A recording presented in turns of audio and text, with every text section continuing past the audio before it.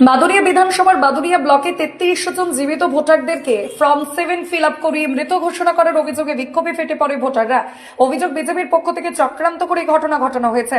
ঘটনাটি ঘটেছে বসিরহাট মহকুমার বাদুড়িয়া বিধানসভা চণ্ডীপুর গ্রাম পঞ্চায়েতের 45 নম্বর বুথ বেনাগ্রাম ও আটখড়া গ্রাম পঞ্চায়েতের 80 নম্বর বুথের মোট 33 জন জীবিত ভোটারকে 7 নম্বর ফর্মের মধ্যে তাদেরকে মৃত দেখানো হয়েছে।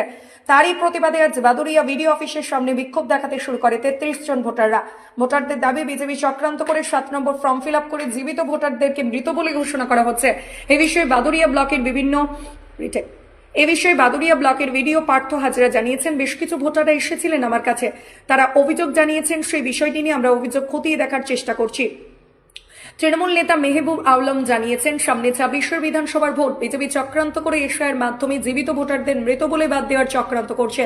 বিজেপি এসব করে সফল হবে না। তবে এই 33 জনের হিয়ারিং এর পর বিজেপির বুথ সভাপতির বিরুদ্ধে বাদুড়িয়া থানায় অভিযোগ দায়ের করবে বলে জানা গিয়েছে। যারা এই চক্রান্তের সঙ্গে জড়িত তাদের কঠোরতম সাজার ব্যবস্থা করুক নির্বাচন কমিশন।